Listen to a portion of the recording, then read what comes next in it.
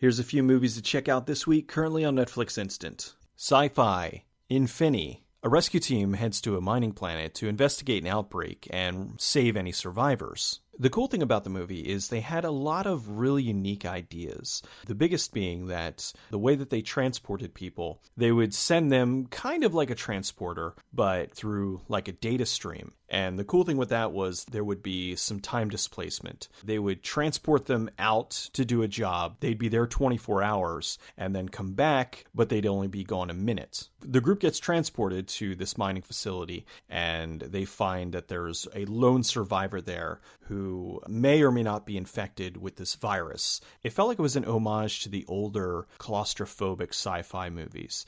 Action adventure, Small Soldiers. Another winner from Joe Dante. Not as beloved as some of his other films, but still a great entry. A toy store gets these new action figures. There's the soldiers and there's the Gorgonites. And the whole point of the different factions is these soldiers or the commandos are supposed to fight back against the Gorgonites. And you have the commandos that are using military weapons, and you have the Gorgonites that are using bow and arrows, and it's essentially cowboys and Indians. The only problem was there was actual military technology that was used to create the chips that were in the commando units. So they end up becoming overly aggressive and start attacking people and not just the Gorgonites. The special effects are great. I think the action figures look really cool. I liked the kind of Pocahontas feel to it.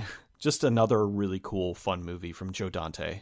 Comedy, Just Friends. Ryan Reynolds is best friends with Amy Smart. He's this really shy, awkward, overweight kid. They had Ryan Reynolds in a fat suit, and he's in love with this girl, but she breaks his heart, and consequently, he ends up moving out of the small town where he grew up, loses a ton of weight, and becomes a complete womanizer. He comes back home to visit during Christmas, and he runs into her, and all those awkward feelings just come rushing back. He starts acting just like a complete doofus again, and he really wants to win her over, but he can't.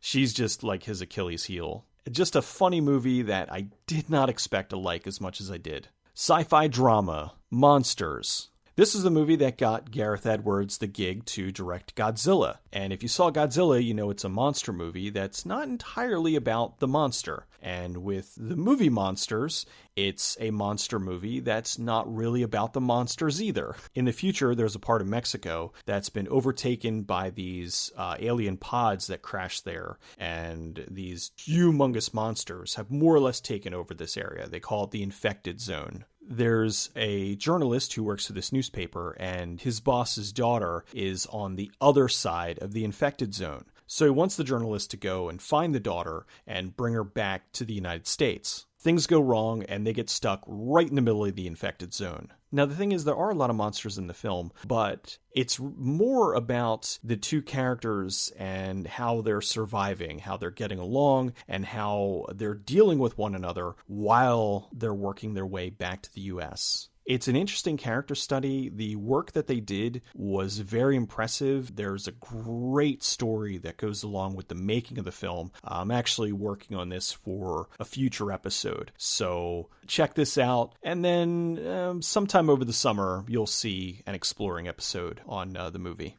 That's all I got for now. I'll see you next time.